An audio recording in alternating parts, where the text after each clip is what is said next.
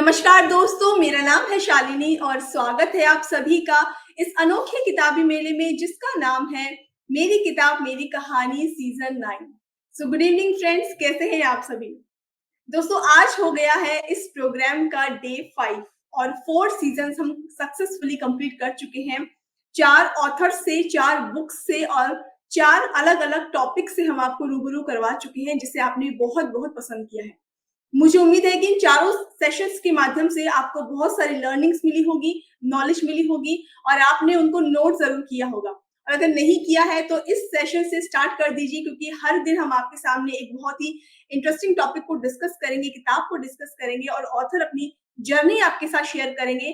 तो उनके नोट्स बनाना बनता है, तो ज़रूर नोट्स बनाइए और इनको फॉलो करने की, उनको अपनी लाइफ में अप्लाई करने की कोशिश कीजिए। आपकी लाइफ में बहुत सारी वैल्यूज़ ऐड होंगी। सो आज भी हम हाजिर हैं आपके सामने एक नए टॉपिक के साथ, एक नई किताब के साथ। आज हम जिस टॉपिक को डिस्कस करने वाले हैं वो हम सभी से जुड़ा हुआ है, क्योंकि आज का टॉपिक होगा टीचर स्टूडेंट रिलेशनशिप और आज की जो बुक है वो भी इसी टॉपिक पर बेस्ड है और इस बुक का नाम है body language bridging gaps teacher student relationship और इस बुक की ऑथर है निशी शुक्ला, जिनसे हम आज बातचीत करने वाले हैं। दोस्तों, इस किताब में हमारी ऑथर ने एक नया ही कॉन्सेप्ट इंट्रोड्यूस करवाया है।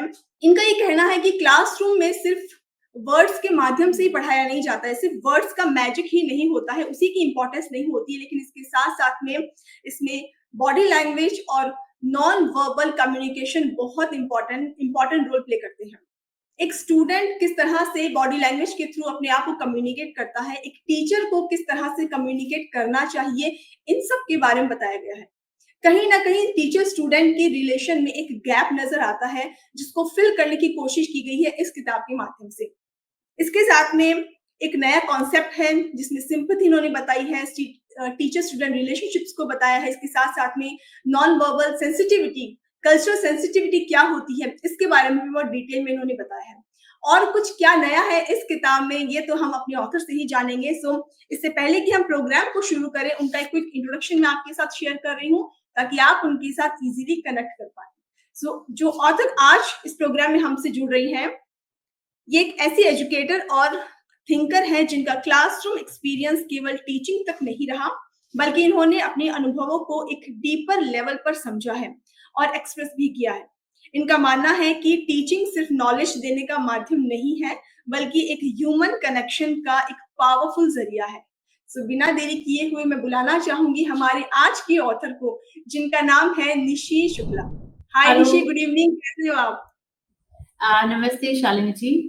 मैं बहुत अच्छी हूँ और आपका शुक्रिया कि मुझे ये मौका मिला है मेरी किताब मेरी कहानी में आने का एंड मेरे अपने थॉट्स को, जैसे कि है अभी हम over the period of time जो भी हम करेंगे आप जी। ये साक्षात्कार में, तो वो हमें किस तरीके से जो मेरे सोच है या जो भी है उसको आपने अपने इस वीडियो के आई मीन इस इंटरव्यू के थ्रू जो आप कर रहे हो उसके लिए मुझे I am feel very honoured. मेरा सबसे बड़ी बात है कि I feel honoured. Thank you for inviting me for this interview and yes we can go तो अहेड। निशी, आपका बहुत-बहुत स्वागत है इस प्रोग्राम में। और जैसे मैंने अभी बताया कि टीचर स्टूडेंट के रिलेशनशिप टॉपिक पर हम आज बात करने वाले हैं और आपका इतना लंबे टाइम का एक्सपीरियंस रहा है इस फील्ड में और इस पर आपने बुक भी लिखी है, आपके जो अनुभव है उसको हम साझा करना चाहेंगे इस प्रोग्राम के थ्रू, अपनी ऑडियंस को गाइड करना चाहेंगे। सो प्लीज़ मैं आपसे पहले जानना चाहूँगी कि आपको इस प्रोग्राम से जुड़कर कैसा लगता है? इस प्रोग्राम से जुड़ के शालिनी, मैं ऐसे तो कुछ इतनी अभिव्यक्ति नहीं कर सकती यहाँ पे, बट हाँ, मुझे बहुत खुशी है।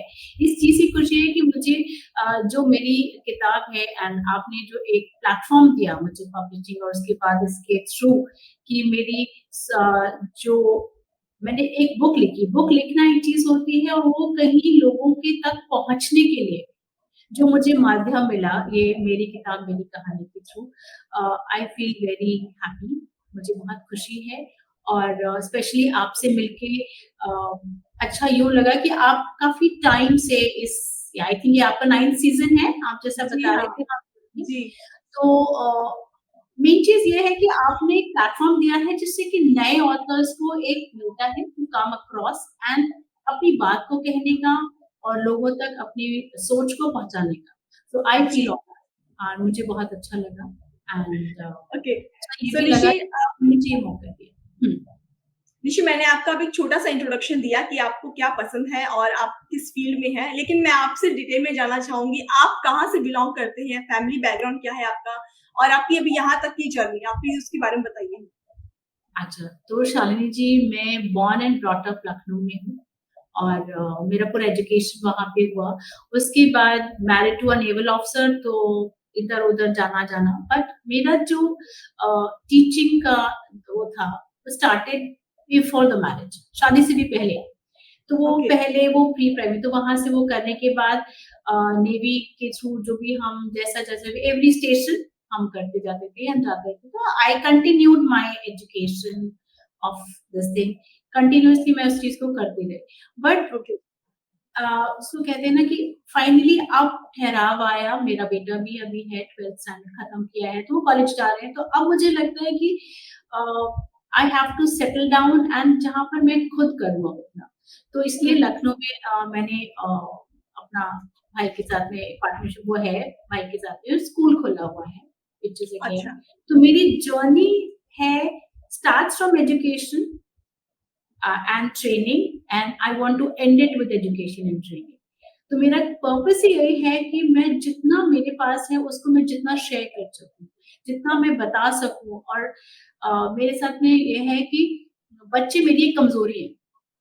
तो अच्छा। मुझे बच्चे दे दीजिए, छोड़ दीजिए बीच के मुझे किसी की ज़रूरत नहीं है। मुझे ज़रूरत ही ओके, नहीं है। तो I am so connected, I feel so connected बच्चों के साथ में कि मेरी जर्नी फिर उसके लिए मुझे लगा कि जो मुझे आता है आई नीड टू राइट क्योंकि मेरी फ्रेटर्निटी को उस चीज के बारे में थोड़ी जानकारी अगर है हो तो अच्छा है सो this is how I am here now अभी तो मैं मुंबई में हूँ एंड फिर वापस हम फिर लखनऊ ही जाएंगे फाइनल ओके, सेटलमेंट होंगी जहां से ओके। आए सो निशि आप इस फ़ील्ड से बहुत टाइम से जुड़े हुए हैं। तो रीडिंग और राइटिंग इन हैबिट्स के बारे में मेरे ख़्याल से आपसे ज़्यादा राइट पर्सन कोई नहीं होगा जिससे कि मैं पूछना चाहूँ कि ये कितनी ज़रूरी हैबिट्स हैं। तो प्लीज़ हमारी ऑडियंस को गाइड कीजिए और ये एम्फसाइज़ कीजिए कि इन हैबिट्स को आप डेवलप कीजिए अपनी लाइफ़ वेरी गुड एक बहुत ही इम्पोर्टेंट चीज आपने उठाई रीडिंग और राइटिंग देखिए राइटिंग एक ऐसी चीज है जब हम पढ़ेंगे ना तो वो थॉट्स को हम फॉर्मुलेट कर पाते हैं तो reading is the base when you read आप नॉलेज ही नहीं गेन करते आप नॉलेज गेन कर रहे हो बहुत सारी इंफॉर्मेशन आती है उसके आपका ग्रोथ अपनी लर्निंग होती है अपना ग्रोथ होता है फिर आप जो भी सीखते हो उससे आप इम्प्लीमेंट भी कर सकते हो में। हुँ, हुँ। अभी राइटिंग का क्या होता है राइटिंग है कि आपने बहुत सारा पढ़ा आपके माइंड में कुछ थॉट्स हैं फिर उसको आप कैसे फॉर्मुलेट करते हो तो आई फील और मैं सबको ये बोलूंगी कि रीडिंग एक हैबिट होनी चाहिए it should be a habit आप भले ही थोड़ा पढ़िए आप दो पन्ने पढ़िए 2 पेजेस पढ़ सकते हैं होता है कई बार बोलते हैं मेरे पास टाइम नहीं है I don't have time trust me आजकल तो ऐसा हो गया कि आप इंटरनेट पे पढ़ सकते हो और मेरा बहुत ज़्यादा पढ़ाई तो इंटरनेट पे ही होती रहती है। मतलब मैं जितना भी सर्फिंग करते-करते कुछ पढ़ना है, कुछ इन्फॉर्मेशन गेन करना है, कुछ भी तो इंटरनेट के थ्रू एंड ये टेक्नोलॉजी एक ऐसी आ गई जैसे हम और आप अभी ऐसे बैठे हो, आप हुँ, कहाँ हैं और मैं कहाँ हूँ, there is no this thing. So internet एक ऐसी चीज़ हो गई है जिससे कि आपको सब कुछ अवेलेबल है। आप पढ़ते जाइए, आप राइट। उसको यूज़ करिए, आप क्योंकि हम जितना स्कूल में पढ़ के आते हैं ना शालिनी वो बहुत कम होता है। एक तो हमारे हुँ, स्कूल से वही होता है ना वो हमारी हिस्ट्री ज्योग्राफी पढ़ा दी गई, हमें वो इंग्लिश में ग्रामर पढ़ा दिया गया, कोई पोएट्री हो गई, कुछ हो गया। बट वर्ल्ड का जो ज्ञान है वो अगर हम देखें दुनिया का ज्ञान तो वो शायद एक्स्ट्रा जो हमें पढ़ते हैं उससे ही आता है। एब्सोल्युटली, एब्सोल्युटली, तो बिल्कुल। और जब आपके पास ज्ञान होता है तो आप एंड आई फील आजकल के जो बच्चों में भी है ये चीज़ हमारे ही लिए नहीं बच्चों में मैं नोटिस कर रही हूँ कि उनके अंदर ये हैबिट नहीं हो रही।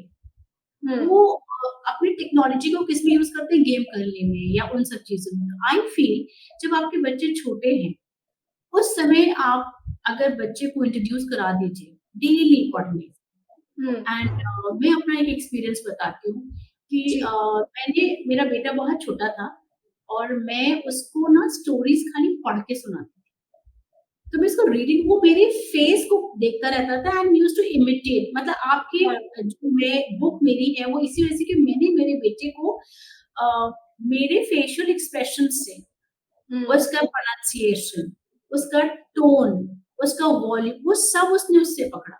So then hmm, he used to, मैं जब पढ़ती थी फिर धीमे-धीमे उसने पढ़ना शुरू किया। He was in his kindergarten, he used to read books। तो ओके, उसको धीमे-धीमे तो उसका मैंने डेवलपमेंट अपने आप में देखा, मेरे बेटे का जो डेवलपमेंट एक लेवल ऑफ जब फर्स्ट स्टैंडर्ड में था, his level of development was to the level of third standard and fourth standard children. तो पढ़ने से पढ़ाई या रीडिंग से एक ये चीज़ होती है कि आपका डेवलपमेंट फैकल्टीज़ जो होती हैं वो डेवलप करती हैं, एब्सोल्युटली। आपका नॉलेज होता है। और फिर चल कभी-कभी ऐसा होता है कि आपको पता भी नहीं है, आपके अंदर शायद वो राइटर है, बट आप जानते नहीं हो। तो जब हुँ, हुँ, आप पढ़ते हो ना तो वो थॉट्स को शायद कभी आगे चल के आप लिखना भी शुरू कर दो। तो बिल्कुल, यू बिल्कुल, फॉर्मुलेट इट वेरी वेल। सो आपने जो ये अभी उठाया ना बात की, reading is very important. You should read absolutely. And कोई ज़रूरी नहीं है कि कोई पर्टिकुलर इन्फॉर्मेशन ही करनी है या कुछ भी हुँ, पढ़िए। आपको न्यूज़पेपर एक बहुत बोरिंग चीज़ है। अगर हम इंट्रोड्यूस कराएँगे ना बच्चों को न्यूज़पेपर से तो वो कभी नहीं पढ़ेंगे। हाँ, वो बुक्स के थ्रू, तो हुँ, उनके धीमे-धीमे एंड लेवल के अकॉर्डिंग उनको मटीरियल दिया जाए, तो वो एक्सेप्ट कर लेंगे ईज़िली, एग्ज़ैक्टली करेक्ट। तो राइट। अब हाँ, सॉरी शालिनी। सो निशी, जिस बुक के बारे में आज हम बात कर रहे हैं, मैं इसके बारे में जानना चाहूँगी। इस बुक की पर्टिकुलर इस बुक की जर्नी कब शुरू हुई? कब आपने इसके बारे में लिखना शुरू किया? और सबसे पहले तो सोचा कि मुझे इस टॉपिक पर लिखना है, ये कब हुआ? ओके। अ, तो यहाँ पे मैं ये बोलूँगी कि राइटिंग मेरे पास पहले कभी नहीं थी। लोग बोलते थे मैं लिखती हूँ अच्छा, हुँ, हुँ। मतलब कुछ भी लिखा तो दे फ़ील अगर मैंने कोई स्टोरी लिखी या कुछ भी लिखा, तो उनको ये लगता था कि मेरा लिखने का तरीका बहुत अच्छा है और मैं अपने थॉट्स को बहुत अच्छे से फॉर्मुलेट करती हूँ या वोकैब्युलरी अच्छी है, वर्ड्स का यूसेज अच्छा है। बट ये चीज़ मुझे अपने आप में उतना वो नहीं था, कॉन्फिडेंस नहीं था कह लीजिए या जो भी था। अच्छा, तो लोग हाँ, बोलते थे एंड मैं कहती नहीं नथिंग ग्रेट। अ, मेरी जो लिखने की जर्नी शुरुआत हुई है इसमें 8 साल पहले, ठीक है? इट इज़ अच्छा, 8 इयर्स, यस 8 इयर्स बैक। और वो कैसे शुरू हुई? अब व्हाट्सएप हमारा ग्रुप होता है ना, वो 10 हमारे 10th का जो ग्रुप था, हम सब तेरी मेरी के जुड़ते गए, मैंने 2017 के जनवरी में जॉइन किया। तो वहाँ पे क्या होता था, से किसी ने पोएट्री कुछ शेयर करी और किसी ने कुछ 2 लाइनें शेयर करी, किसी ने कुछ किया। तो जैसे अगर उन्होंने कुछ फॉरवर्ड भी किया या लिखा तो आई यूज्ड टू राइट। मैं हुँ, उसकी जगह पे ना जैसे कि उन्होंने कुछ भेजा तो मैं कुछ थोड़े से लाइन्स लिखे, 2-4 लाइन्स लिखे। फिर तो वहाँ पे मेरा जो फर्स्ट सोर्स ऑफ मोटिवेशन था, वो मेरा बैचमेट है। उसका नाम अनुपम श्रीवास्तव है और वो अभी कनाडा में है और वो टाइम ऐसा है कि हम उनको बोल भी नहीं सकते जॉइन करने के लिए, क्योंकि जो है वो ओके, सुबह 5 बजे होंगे उनके यहाँ। तो ओके, वो हमें बहुत मोटिवेट करता था, निशी वेरी गुड। अब मैं सोचती थी बेटे मतलब ऐसा मैंने क्या लिखा बट यूज्ड टू से फिर वो मेरी पर्सनल विंडो पे आके कीप राइटिंग वो मैं हमेशा हर बार मोटिवेट हुँ, करता और हुँ, मैं क्या करती थी मैंने लिखा और डिलीट कर दिया। तो वो कहता तुम डिलीट क्यों कर देती हो? तो मैं कल तो हमने उसको उस समय यही बोला कि मुझे शायद नहीं लगता है कि यहाँ पे कोई रिएक्ट भी करता है, कोई रिस्पॉन्ड भी करता है। ओके, तो it's don't worry, keep writing and I know that some time तुम बहुत अच्छा लिखना शुरू करोगे और एक्चुअली उनका क्या है he is a very good singer और उनके फैमिली में ये चलता है सिंगिंग एंड ऑल उनके mother and parents very beautiful singer.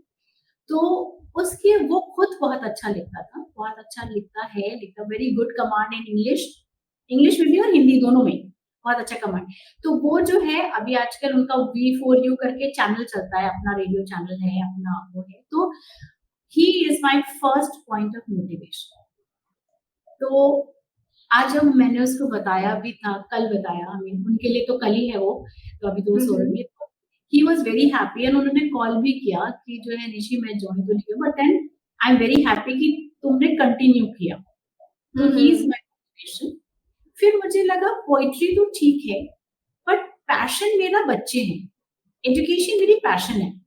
तो मतलब दिस इज समथिंग जिससे मैं बहुत रिलेट करती हूँ बच्चों से, पढ़ाई से। और पढ़ाई ऐसा नहीं है कि वो खाली वैसी जो नॉर्मल स्कूल वाली पढ़ाई, हम्म। एनीथिंग टू बच्चों को किसी भी फॉर्म में कुछ इन्फॉर्मेशन देना, नॉलेज देना, समझा, तो ये मेरा पैशन था। तो और मेरी training soft skills, life skills जो हम बोलते हैं जिन्हें, उसको मुझे लगा। और over the period of time during my journey of school and all, I used to always try and see बच्चा क्यों है, उसके मन में क्या चल रहा होगा।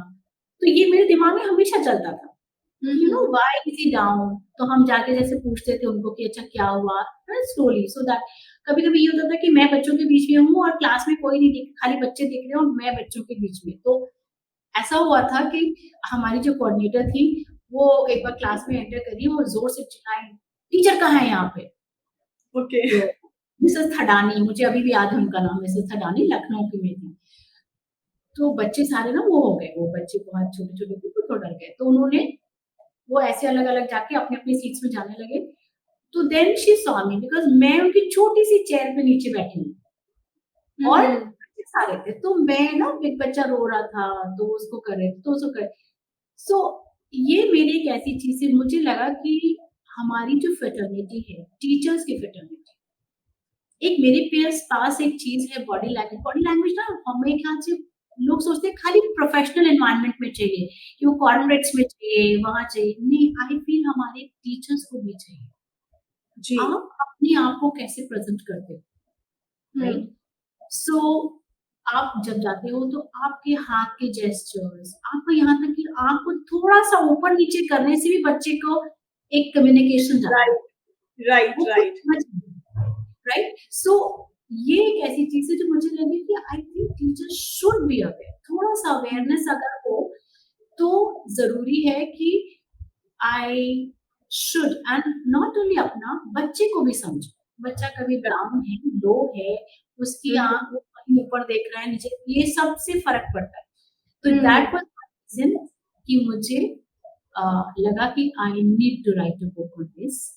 And okay. When I spoke to this, यहाँ पे मैं बोलूंगी मेरे बड़े भाई, माय यंगर, तो मेरे siblings, they were happy and they said yes Nishi you should go in for that. और अच्छा, हस्बैंड तो हमेशा ही मोटिवेटिंग होते हैं, तो उनमें तो कोई प्रॉब्लम नहीं है। वो he is in the office right now, तो आई विल नॉट से बिकॉज उनकी ओके। मीटिंग्स बहुत, बट देन इस टॉपिक में स्पेशली व्हेन आई मेंशन, तो my brother was very happy, my sister was very happy. Sister हमेशा मोटिवेट करती थी कि तुम अपनी पोएट्री मत छोड़ो, तुम पोएट्री क्यों छोड़ो। तो वो पोएट्री के लिए, बट हाँ, this was my passion and ये मुझे लगा कि नाउ आई शुड, अभी फ्री टाइम भी है and I should write. Okay. Alright Nishi. So दोस्तों, अब समय आ गया है कि हम निशी के किताब के साथी से बातचीत करें। सो मैं इनवाइट करना चाहूंगी इनके सिबलिंग्स को, गौरव जी और मीनाक्षी जी। Yeah, hi. Thank you so much. Thank you, and yeah, good, all good, yeah. So good evening to both of you and welcome to this program. Nishi से हम बात कर रहे हैं, निशी से हम बातचीत कर रहे हैं और इनकी जो राइटिंग जर्नी है वो हम समझने की कोशिश कर रहे हैं, अपनी ऑडियंस के सामने लेकर के आ रहे हैं। आप दोनों का क्या कहना है इनकी बुक को लेकर के, इनकी जर्नी को लेकर के, मैं जानना चाहूँ। Like शुरू से ना she has been very शुरू से बहुत ही मतलब एक्सप्रेशन था इसका, एंड लिखती भी थी, लेकिन कभी ना इसका ये नहीं था कि कभी मतलब ये था कि लिखा इधर उधर कहीं के, हमेशा हमने ये बोला कि कंपाइल करो, उसको कहीं पे लिखो, बिकॉज दो she communicates in English, but Hindi में एक्सप्रेशन इसका बहुत अच्छा है। मतलब अच्छा। हाँ, मतलब किसी भी चीज पे ना इंस्टेंटली शी लिखती है और बड़ा एक्सप्रेसिव रहता है इसका। तो ये चीज हमें इसकी बहुत अच्छी, हमेशा हम इसको बोलते थे कि इसको करो, make it, it is your passion, इसको अपना वो बनाओ। गौरव जी, आपको आपको लगता था कि निशी कभी राइटर बनेंगी, एक ऑथर बनेंगी और एक बुक उनकी सबके आगे आएगी, कभी लगता था आपको? देखिए, मैं तो छोटा भाई हूँ और मतलब मैं शुरुआत से, क्योंकि मेरे पढ़ाई में भी और मुझे गाइड करने में भी और बहुत से चीज़ों में जहाँ मुझे ज़रूरत थी, मतलब जो है निशी जी ने कराई है मेरे साथ, and she has been guiding me throughout. तो मैंने तो इनको देखा है कि एजुकेशन से लेकर के, मेरे लिटरेचर से लेकर के, मैंने मतलब एज एन, मैं almost I think so I am you know in fact scene हर, मैंने उनको देखा है कि मुझे कैसे कैसे उन्होंने हेल्प किया है, और जो इनके विचार हैं, जिस तरह से ये पुट अप करती हैं उनको अपने कहने में भी, अगर आपसे बात भी कर रहे हैं तो जिस तरह से विचारों को पुट अप करना है वो इतने अच्छे से करती हैं। और जब उन्होंने लिख के भी कभी कभार चीजें दी और दिखाई ना मेरे को, तो I always felt this from the very starting. मुझे देखा मैंने छोटे से कि इनके अंदर वो कला है, वो है, टैलेंट है कि जो वो चीज वो कर सकती हैं आगे। तो भाई मतलब मैंने जब देखा तो मैंने बोला कि आप क्यों नहीं ट्राई करते उस चीज को, भाई आप अपने को एक्सप्रेस करो, आप एक्सप्रेस करो, बिकॉज ये चीज हर किसी के अंदर नहीं होती। तो ये चीज तो मैंने भी खुद महसूस करी कि हर कोई ऐसा नहीं कर पाता कि अपने विचारों को इतने अच्छे से एक वर्ड्स में डाल के, शब्दों में डाल के आप सामने किसी को समझा पाए, प्रस्तुत कर पाए। तो आई बिलीव ये तो मैंने छोटे से देखा इनको, इसीलिए मैं इनको बोलता भी रहा हमेशा से कि आप करिए प्लीज। एंड विद बच्चों के साथ ना निशी का एक डिफरेंट ही वो है इक्वेशन है। हमारे बच्चों के साथ भी ये हैंडल कर लेती हैं, हम थोड़ा मतलब I lose my patience but handle them very well. Okay, so Meenakshi, आपको कितना चेंज फील होता है ऑथर बनने से पहले वाली निशी और ऑथर निशी, कितना चेंज फील होता है? देखिए भाई बहन, हाँ मतलब पहले भी कुछ नेगेटिव, मतलब कुछ ऐसा तो नहीं था। She has been very good शुरू से ही, एंड सिंस हमसे बड़ी है, she is elder to me, तो हमारा भी ना एक गाइडेंस, एक सपोर्ट एक अलग तरह का रहा है इसका हम लोग के लिए। तो आई बिलीव कि हम लोग के लिए वो इक्वेशन कभी चेंज नहीं होगा। हाँ। कभी नहीं होगा, लेकिन हाँ ये कह सकते हैं कि अब जब से मतलब दीदी ने राइटिंग शुरू की है, लिखना शुरू किया है, तो एक चीज मुझे जो दिखता है इनमें, वो अपने विचारों को और अच्छे से प्रस्तुत करने का एक कॉन्फिडेंस, मैं ये कह सकता हूँ।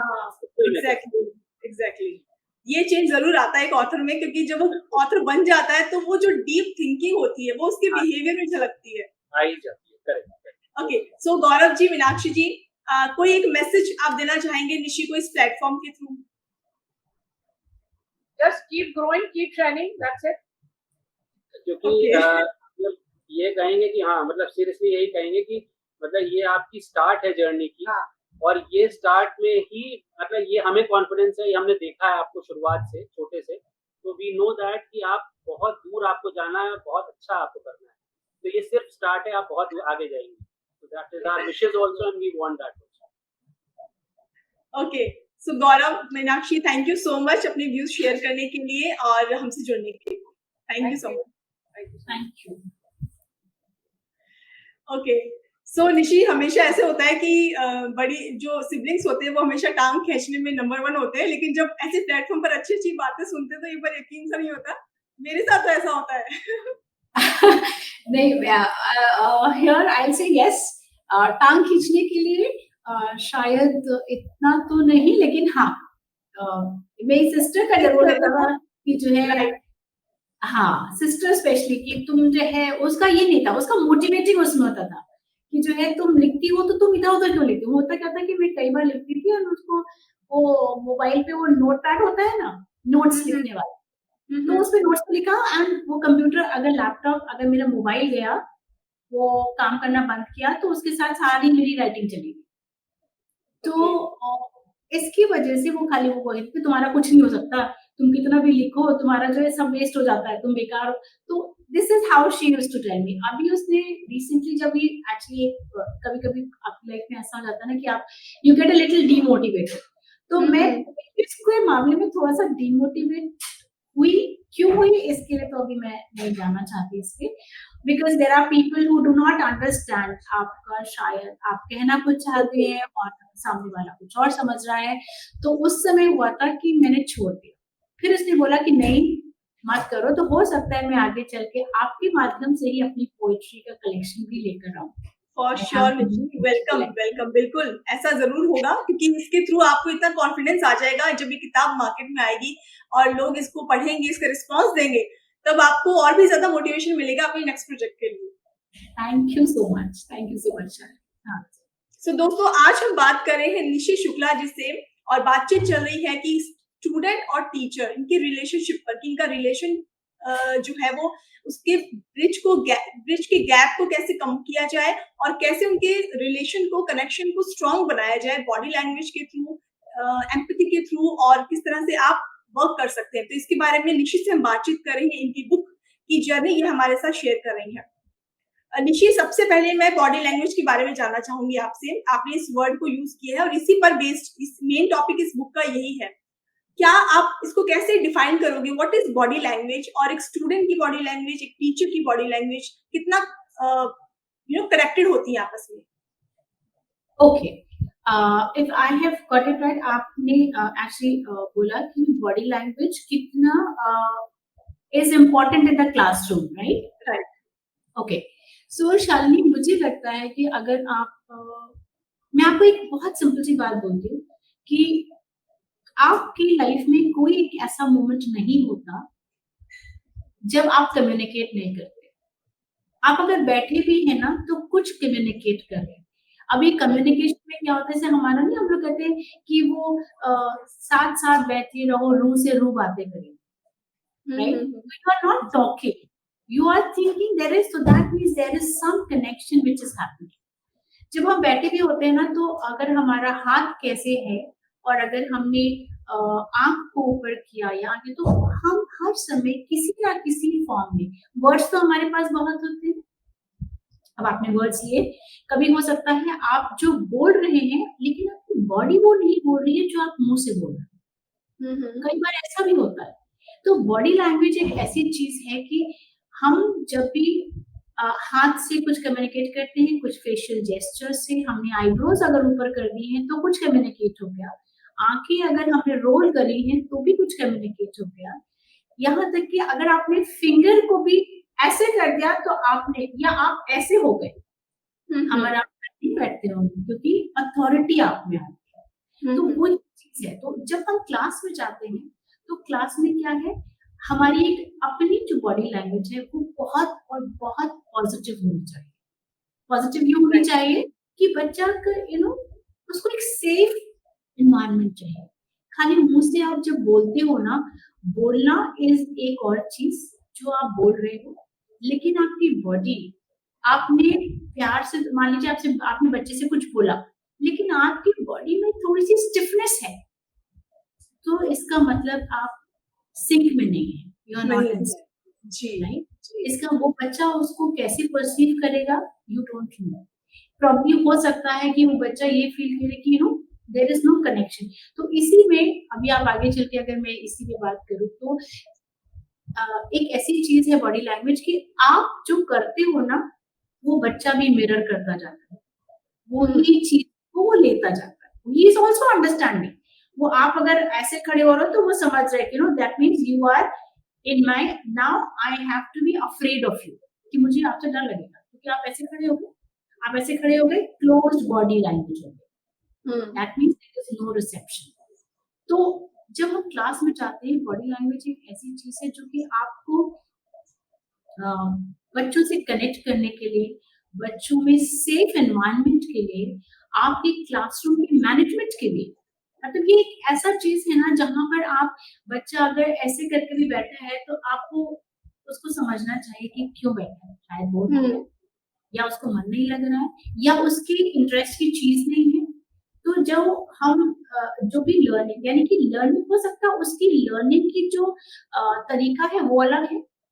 तो कोई जरूरी नहीं है आप अगर लिखने से खुश होते हो, मैं हो सकता है ड्राइंग से खुश होती हूँ, डिपेंड करता है। तो इसी चीज को उसको समझना कि टीचर को अगर ये समझने लगे धीमे धीमे कि what is the child communicating through his through his eyes, through his hands, through his posture, through his facial expression, या उसने जो है मुंह भी बंद करके नीचे करके बैठा है तो वो क्या कह रहा है। तो this is what is body language. अभी ये तो हमने बच्चे की बात होगी, दूसरी बात होगी हमारी। हम जब जा रहे हैं तो हमारा क्या है, अगर मैंने यूं किया तो that's a wrong way of saying it, that means I am pointing eight you. तो आप जनरली क्या करेंगे, ऐसे you tell the child like right hand instead of pointing fingers, because pointing fingers is like a kind of insult, बच्चे को नहीं समझ में। तो this is where कई बार होता है बच्चे और टीचर्स, ट्रस्ट मी, टीचर्स कोई भी डेलिबरेटली नहीं करता, कोई नहीं करता, वो नॉइंगली होता है। हमारा एजुकेशन सिस्टम इतना अच्छा है कि आज ये खत्म करना है, कल वो खत्म करना है, और ये जो है आपको ये कोर्स इतना है, तो उसकी वजह से टीचर्स को थोड़ा सा शायद कहीं वो लोग इस चीज में रह जाते। बट आई फील जब आप क्लास में हो तो थोड़ा सा अगर ध्यान दोगे ना, तो बहुत सारे बच्चे आपको एक जैसा कम्युनिकेशन के उसमें दिखाई देंगे। तो right, my body language becomes very important in the class, whether it is for the child or for you, both of us. Absolutely.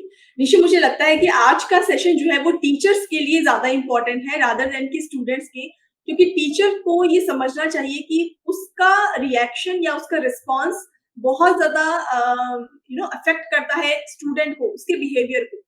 तो ये Yes. जरूरी है कि टीचर इसकी एजुकेशन ले, उसकी ट्रेनिंग ले अच्छे से कि कैसा उसको रिएक्ट करना चाहिए और किस टाइम पर कैसा रिएक्ट करना चाहिए, किस तरह का Correct. रिजल्ट वो लेना चाहते हैं उसके accordingly. So I am sure teachers के लिए आज का सेशन बहुत इंपॉर्टेंट होने वाला है। फ्रेंड्स, अगर आप में से कोई टीचर पर्सन इस प्रोग्राम को अभी देख रहा है तो एंड तक देखिएगा, क्योंकि निशी के थ्रू बॉडी लैंग्वेज पे और टीचर्स को अपनी ट्रेनिंग में किन किन चीजों को इम्प्रूव करना चाहिए, इन टिप्स पर आगे बहुत कुछ वो बताने वाली है। सो हमारे साथ एंड तक बने रहिएगा जरूर। निशी, दो वर्ड्स होते हैं, एम्पैथी और सिंपैथी। मैं जानना चाहूंगी आपसे कि इन दोनों वर्ड्स में क्या डिफरेंस है और एक टीचर को किस पर ज्यादा फोकस करना चाहिए? Okay, very good Shalini. कई बार हम जो है अननोइंगली एम्पैथी करते करते वो सिंपैथी में चले जाते हैं।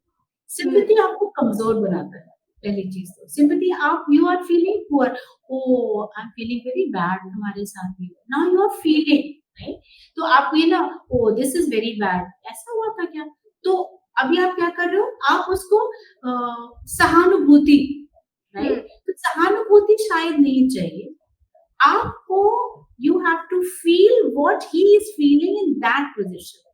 यानी कि अगर आप एम्पैथाइज करोगे तो आपके एम्पैथी में क्या होता है, उसका आपको खुद फील करना जरूरी है कि इस सिचुएशन में सामने वाले को क्या फील हो रहा है, वो सोल्यूशन भी दे पाएगा इस वजह से। एग्जैक्टली, तभी आप उस चीज को पॉजिटिव फॉर्म में देख पाओगे।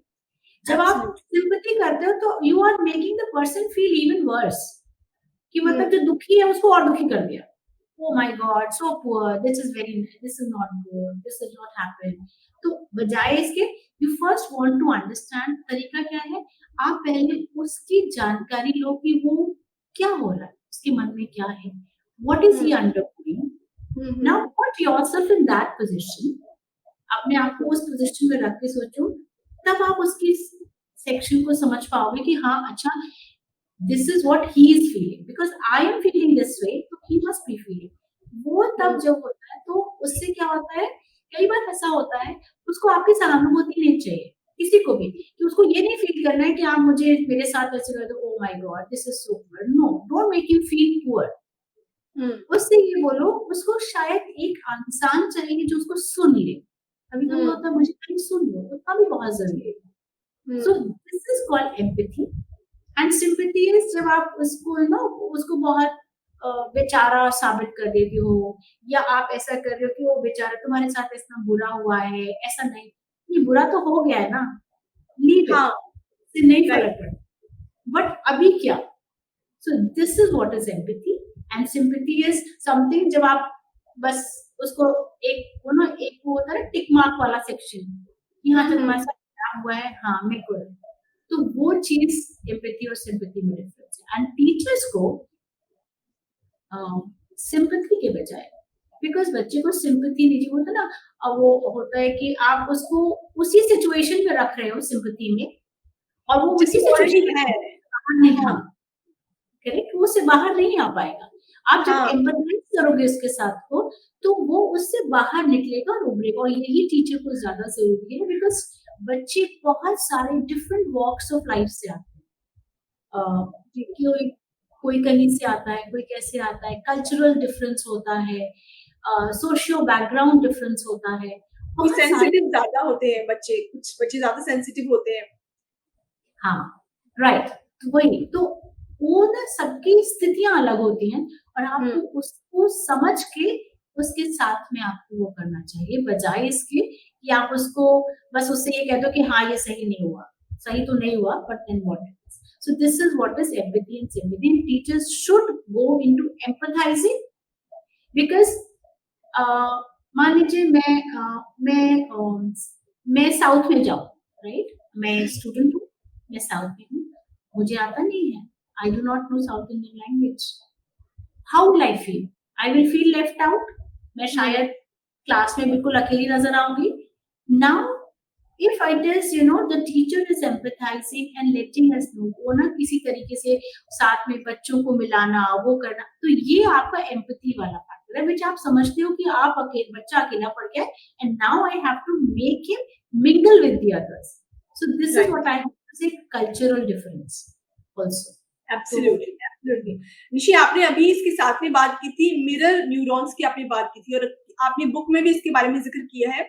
ये मिरर न्यूरॉन, एक तो कॉन्सेप्ट प्लीज बताइए कि ये क्या वर्ड है, क्या मतलब है इसका, और क्लासरूम कम्युनिकेशन में ये किस तरह से इम्पोर्टेंट है, कितना इफेक्ट रखता है? ओके, शालिनी, आपने पूछा मिरर न्यूरॉन्स, राइट? वो क्या है, उसका इफेक्ट कैसा होता है क्लास में? मिरर न्यूरॉन्स इज एक स्पेशलाइज्ड ब्रेन सेल्स होते हैं जिनकी जो है ना डिस्कवरी करीब 1990s के आसपास हुई थी, 1990 अर्ली 1990s में, जो कि Giacomo Rizzolatti, he is a Italian person, right? So Giacomo Rizzolatti, right, उन्होंने किया था इसका. और वो उनके साथ में जो उनके पीयर ग्रुप में साइंटिस्ट थे, रिसर्चर्स थे, उन्होंने ये रिसर्च करी थी मंकीज के ऊपर. अच्छा, तो ये हाँ उनके, तो उसमें ये देखा उन्होंने कि आपका होता क्या है कि आप इमिटेट करते, हम लोग बोलते हैं ना बंदर नकल उतारते हैं, तो बंदर नकल उतारते, तो वही उन्होंने देखा कि एक इंडिविजुअल अपना परफॉर्म जो करता है, जैसे कि आप कुछ करो तो बंदर will also imitate you the same way, right? Monkey वैसे ही करता है. तो उन्होंने मंकी की रिसर्च किया, उन्होंने ये देखा कि आदमी का जो परफॉर्मेंस होता है वो कई बार ऐसा होता है कि it is not only based upon what it is, but observe जो करते हैं उसको बोलते हैं मिररिंग. जब आप शीशे में देखते हो तो आप अपने आप को देखते हो. चाइल्ड के शीशा है वो टीचर है. Teacher is the mirror for the child. So that is what mirror neurons, right? So मेरा इसका जो वो है, इसका कहने का यही है कि जब आप परफॉर्म करते हो तो ऑब्जर्वेशन से भी करते हो.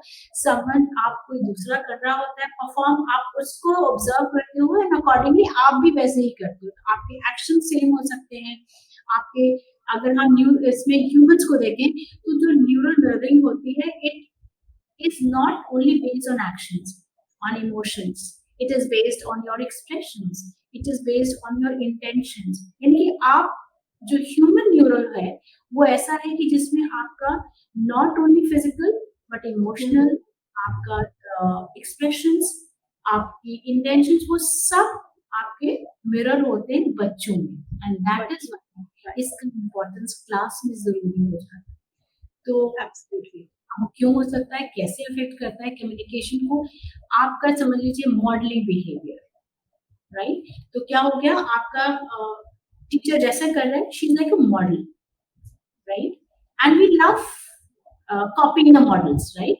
तो टीचर लाइक अ मॉडल, तो मॉडलिंग बिहेवियर, आपका जैसा आप बिहेवियर करोगे तो बच्चा भी वैसा ही फॉलो करता है. वो he is also getting it, because वो शायद उस समय नहीं करेगा लेकिन आगे चल के थोड़ी देर बाद करेगा, या हो सकता है नेक्स्ट क्लास में करे, या सो this is what is a modelling behaviour. फिर आपका इमोशंस है, इमोशंस आर वेरी कंटेजियस. आप हंसो तो सामने वाला भी हंसता है. स्माइल करो, कहते हैं ना, आप एक स्माइल करिए आपको 10,000 स्माइल्स मिलती है वापस, right? So it is so contagious. So emotions are again a contagious kind of thing. This is what is mirroring neurons is. So as you are, the child is picking up, your student is picking up your emotions, your own behavior, your own empathy. आप जैसे empathize करोगे ना बच्चे के साथ, वो दूसरे के साथ empathize करेगा, because he is learning. So this is called mirroring neurons. And humans में खाली physical नहीं होता, it is emotions, your intentions, your own expressions, everything. So this is important in the class. All right.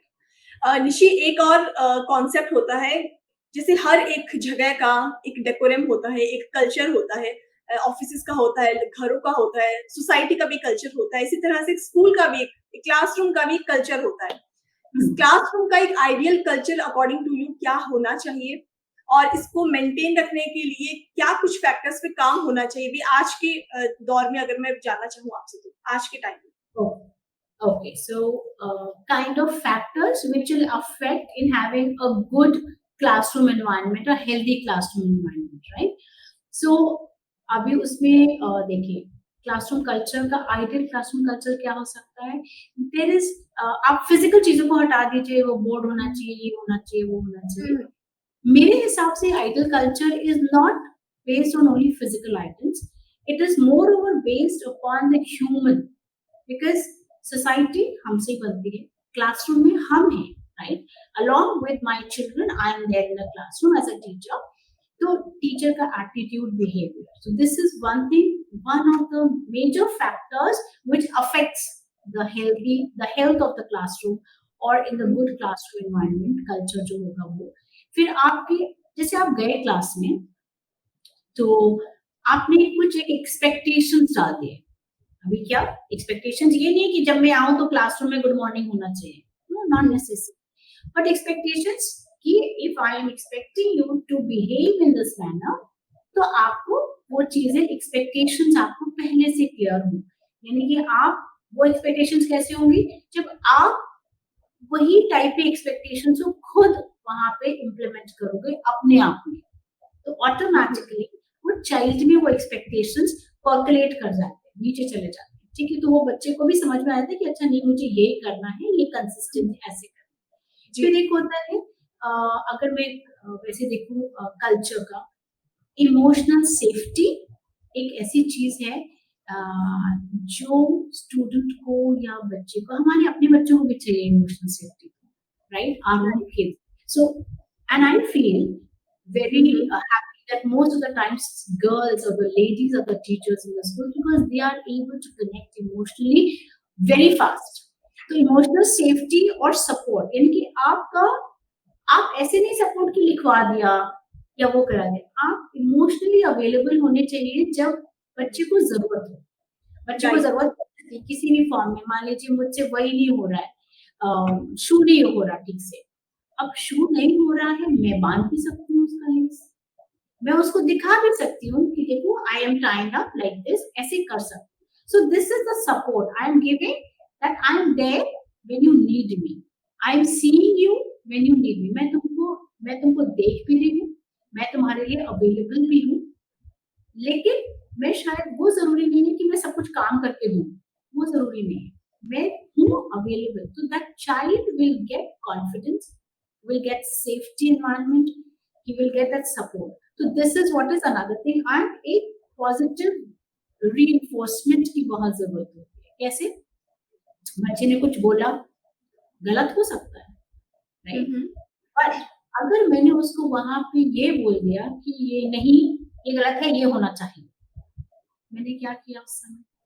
मेरा purpose नहीं है उसको demotivate करने का, लेकिन मैंने क्या किया, उसको एक शेल में डाल दिया कि नेक्स्ट टाइम वो अब आएगा नहीं, शायद सामने आंसर ही नहीं करेगा, बिकॉज उसका कॉन्फिडेंस मैंने खत्म किया। तो व्हाट आई मीन टू से इज, जब मैंने अपने बेटे के साथ भी यही किया, मैंने उसको कभी ये नहीं बोला ये गलत है, जो उसने बोला उसको रीफ्रेम करके सही बोला।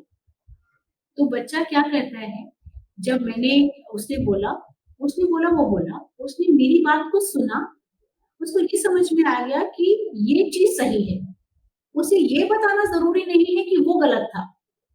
तो this is called positive reinforcement. Okay, इसको अगर आप बता भी रहे हो बच्चे को, लेकिन पॉजिटिव वे।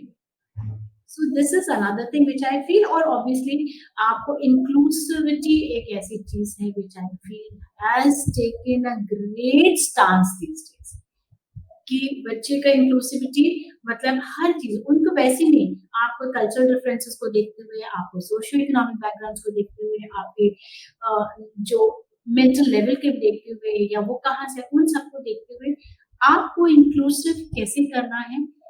कई बच्चे होते हैं बहुत स्मार्ट होते हैं, मैम आंसर करना, वो हर उसमें आंसर करते हैं, एंड टीचर को खुशी किस चीज से मिलती है, ओके ही इज आंसरिंग, तो वो करना नहीं चाहते हैं, बट वो क्या है, क्लास में उसने उठा दिया तो हाथ move, so we can always say कि अच्छा व्हाट इज योर थॉट, यानी कि जो बच्चा थोड़ा सा शाय है, नहीं बोल रहा है, तो okay hmm. Fine, can be आपका what do you think on this, तो अभी मैं उससे ये नहीं पूछती हूँ कि तुम इस क्वेश्चन का जवाब दो, बट हम्म। आप सोच रहे हो, तो वो अपना हम्म। सोचना मत, सो this is called inclusive and taking everybody together, inclusive environment and mutual respect. Another thing. So ये मेरे को लगता है जो फैक्टर्स हैं वो बहुत इम्पोर्टेंट है क्लासरूम को एक हेल्दी कल्चर देने के लिए, जहाँ पर बच्चा सेफ भी है, कॉन्फिडेंस भी है, उसको वो सारी चीजों को लर्न कर रहा है जो उसको आगे चल के, बिकॉज हम बच्चे अभी नहीं पढ़ा रहे, ये बच्चे हमारी सोसाइटी बनाएंगे, यही बच्चे जी। हमारे नेशन को आगे लेके जाएंगे, तो वी हैव टू सी कि हम आगे के लिए प्रिपेयर करना है अभी के लिए। एब्सोल्युटली। निशि, पर जैसे मेरे मन में अभी एक सवाल आया कि प्रैक्टिकली ऐसा मतलब मुश्किल होता है कि एक टीचर के लिए, टीचर एक है, स्टूडेंट्स 30 है मान लो, अब एक-एक बच्चे का बैकग्राउंड, उसकी मेंटल स्टेबिलिटी क्या है, अपब्रिंगिंग क्या है, उसको समझ करके फिर उससे डील करना, ये काइंड ऑफ थोड़ा-सा लगता है कि I प्रैक्टिकली कैसे संभव हो पाएगा? आई अग्री शालिनी, आपने जो बात बोली ये सही है, ये मैंने बोला हमारा एजुकेशन सिस्टम बाय गॉड्स हाँ। ग्रेस ऐसा है कि हम 40 बच्चे एक ही क्लास में घुसा देते हैं, और एक ही क्लास में 40 बच्चे हैं, तो वो 40 बच्चों में विच इज करेक्ट, टीचर का वो नहीं है, but teacher day in and out, वो हफ्ते, वो मतलब साल भर उसके साथ है ना बच्चे, तो जब साल भर है तो धीमे धीमे कहीं ना कुछ चेंज होते होते होते होते, मैं ये नहीं कह रही हूँ एक दिन में हो जाएगा, आज आप एक क्लास के साथ थोड़ा ऑब्जर्व कर रहे हो, उसी जब आप नेक्स्ट ईयर दूसरे क्लास में होते तो वो भी वैसे ही कुछ कुछ बच्चे, थोड़े कुछ लेवल तक बच्चे एग्जैक्टली एक जैसा बिहेवियर में भी रहते हैं, और कल्चरल डिफरेंसेस ऐसे देखिए, मैं ये कहूंगी, हम बताते हैं मैंने कैसे किया है, जब मैं क्लास में होती थी तो मैं फर्स्ट ऑफ ऑल हमारा क्या होता था, हम जानना चाहते थे कि बच्चे, तो जैसे हमने आप बच्चे से पूछा क्या व्हाट इज योर नेम, ये सब नाम तक ही हम ज्यादातर सब सीमित हो जाते हैं नाम तक, ओके। बहुत छोटे बच्चे हैं तो उनके साथ जनरली वो आता है पेरेंट्स क्या करते हैं या नहीं करते हैं, आप पेरेंट्स से मिलते हो, पेरेंट टीचर मीटिंग होता है उसमें आप मिलते हो, आप पेरेंट्स के बारे में जानते हो, वो छोटे बच्चे होते हैं। जब आप सेकंड थर्ड के बच्चे तो आप जनरली बच्चों को पता होता है फादर क्या करते हैं, मदर क्या, ओके फाइन, मदर क्या करते हैं, आप लैंग्वेज में पता चल जाता है कि बच्चा बात करने से कि वो हिंदी में ज्यादा कंफर्टेबल है या इंग्लिश में ज्यादा कंफर्टेबल है, या उसकी कोई अपनी मदर टंग है जो मदर टंग के, तो ये चीजों को observation, we have to be very observant, और ये मैंने प्रैक्टिस किया है Shalini, and trust me I have been able to guide children.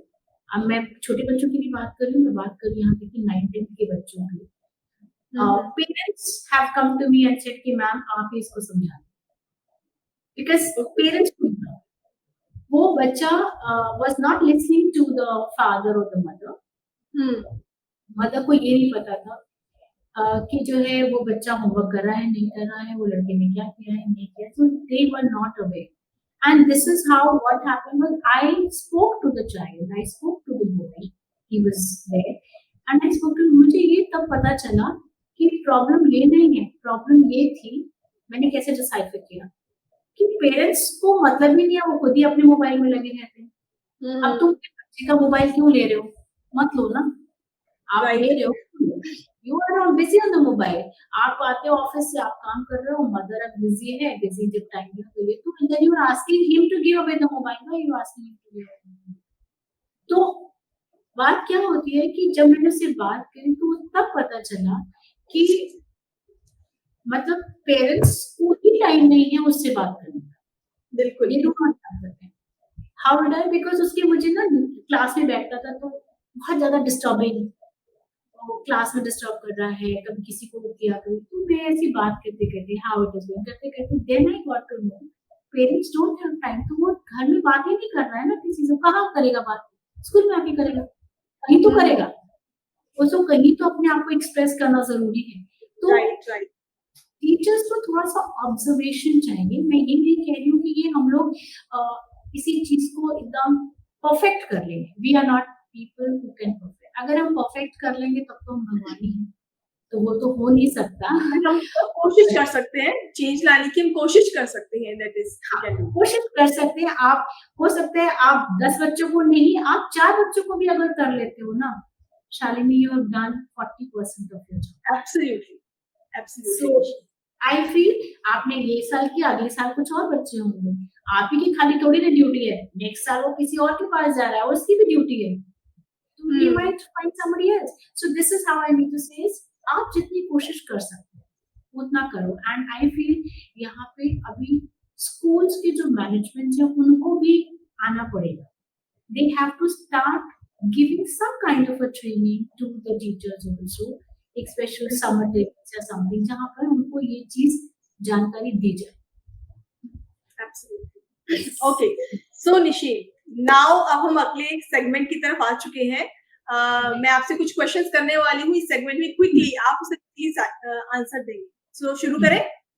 Correct, yes. ठीक, मेरा पहला सवाल है आपसे, आपकी लाइफ की सबसे बड़ी अचीवमेंट क्या है? सबसे बड़ी अचीवमेंट क्या है? मेरी सबसे बड़ी अचीवमेंट है अभी तो एज ऑफ नाउ ये किताब है। उससे पहले जो मैं फील करती हूँ, my son is my biggest achievement, जिसको मैंने उस लेवल के पे खड़ा किया जहाँ पर आई फील और एंड एवरीबॉडी व्हेन आई, जब मुझे मिलता है ना कि सब लोग मेरे बेटे का जब बोलते हैं no he is a well brought up child, that's my biggest achievement. Absolutely okay. ऐसी एक बात जो लोग आपके बारे में नहीं जानते? जो मेरे, अच्छा, मैं बाहर से बहुत खुश नजर आती हूँ और अच्छा, people will always find me laughing, smiling, but emotional भी है आप अंदर से। बहुत ज्यादा इमोशनल। ओके, अगला सवाल है, अम, अगर आपकी बुक पर कोई मूवी बनती है तो उसका लीडिंग एक्टर कौन होगा? आई एम सॉरी, अगर आपके, आई एम सो सॉरी, आपकी बुक पर अगर कोई मूवी बनती है हाँ, तो उसका लीडिंग एक्टर आप किसको बनाना चाहोगे? अगर मेरे उस पे अगर कोई लीडिंग एक्टर मुझे चाहिए, Vidya Balan. Who? Vidya Balan, Vidya Balan, okay okay. I feel she is very natural and कुछ ऐसी चीजें होती हैं जो कि एंड शी सिखाई फील्स, भी जाती है। I find very connecting. Okay, तो Vidya Balan could be the ठीक है। पर्सन। ठीक है, अपने आप को एक शब्द में डिफाइन कीजिए। एक शब्द में, ओके, ये तो बहुत मुश्किल वाला सवाल है कि एक शब्द में कैसे बोले। ओके, वेरी सपोर्टिव, नहीं, सपोर्टिव बहुत सारे वर्ड्स ऐड करने पड़ेंगे अगर आप एक आपके माइंड में जो अभी आ रहा है इस टाइम पे, आई एम सो सॉरी, आपके माइंड में जो अभी इस टाइम आ रहा है वो एक वर्ड बताइए अपने आप को। अच्छा, अब बस एक वर्ड बोलना है, तो आई am very helpful and supportive, बस। ओके, फिर मैं लास्ट बोलूं, क्वेश्चन है मेरा। ओके, लास्ट क्वेश्चन है मेरा, आपका सबसे बड़ा डर क्या है? सबसे बड़ा डर मुझे एक्चुअली डर तो मेरे को है नहीं कोई ऐसा, I mean I do not know what can be the डर। Which is good, which is good. Okay. Okay, हाँ, सो ये सब कुछ- सेगमेंट हम यहीं पर फिनिश करते हैं निशी, और आपने बहुत अच्छे से आंसर दिया सभी सवालों का। आगे मैं आपसे आपकी कांटेक्ट डिटेल जानना चाहूंगी, क्योंकि आई एम श्योर ऑडियंस अब तक हमसे कनेक्टेड है और आपसे जरूर वो पर्सनली कनेक्ट होना चाहेंगी। तो एनी कांटेक्ट डिटेल जो आप हमारे साथ शेयर करना चाहें। ओके शालिनी, मेरे कांटेक्ट डिटेल्स, मेरा ईमेल आईडी है विच इज nishishooks@gmail.com, और मैं फोन पे भी अवेलेबल हूँ। 971, मेरा नंबर आप डिस्प्ले कर सकते, 9717377797, ये मेरा पर्सनल व्हाट्सएप नंबर भी है एंड कॉलिंग नंबर भी है। ओके, सो फ्रेंड्स, अगर आप निशी शुक्ला से कनेक्ट होना चाहते हैं तो इनकी कांटेक्ट डिटेल हमने आपके साथ शेयर की है, आप इसको नोट कर लीजिए और पर्सनली गाइडेंस आप इनसे ले सकते हैं। स्टूडेंट्स के बारे में कोई आपका इशू हो, उसको आप रिजॉल्व करना चाहते हैं तो आप इनसे पर्सनली डिस्कस कर सकते हैं। ये आपके लिए अवेलेबल है, आपकी हेल्प करके इनको बहुत खुशी होगी, क्योंकि ये अपने आप में बहुत हेल्पफुल पर्सन बोलती है, तो ये बहुत खुश होंगी। जी निशी। ओके, आगे आपके फ्यूचर प्लान्स हम जानना चाहेंगे निशी। किसी और बुक पर आपका कोई काम चल रहा है? Any book project? हाँ, मेरा देखिए मतलब आई फर्दर अगेन मेरा फिर से वो स्कूल से ही रिलेटेड होगा यूजुअली, अच्छा। जिसमें मैं शायद आई विल अभी जो मैंने बॉडी लैंग्वेज के बारे में बात किया, तो आपका because I am myself special need education needs का I have done that also, I am into that. तो मैं next I will come up into this sector wherein I would like that how to identify how the parents, because I'm into parent coaching also, how the parents should deal with their student, with their own child. देखिए हर एक parent you know सबसे बड़ी problem क्या होती है, मैं I can not be the guide for parents कि आप अपने बच्चे को ऐसे करो, बट आप अपने बच्चे में क्या ऑब्जर्व कर सकते हो ऐसे ही लेके, तो कुछ चीजों को लेके I will be coming for. And वहाँ पे कई बार होता है हम पेरेंट्स होके, अब तो खैर बहुत ज्यादा आ गया है, मैं बहुत पुराने जमाने से हूँ तो वो नहीं है इतना। आजकल तो parents are coming for, but parents should be able to understand कि बच्चे में कौन सी ऐसी चीज है, पहली चीज कि वो एक तारे जमीन पर हमने देखी होगी, आपने देखी या नहीं देखी I do not know Shalini, but हम तारे सबने देखी है। देखी, मोस्ट हाँ हम सब लोगों ने देखी है। हाँ, तो that movie is an example actually. वो मूवी एक ऐसा एग्जाम्पल है जिसमें ये बताती है पेरेंट्स को कि you need to observe your child, अपने बच्चे को देखो, उसको समझो।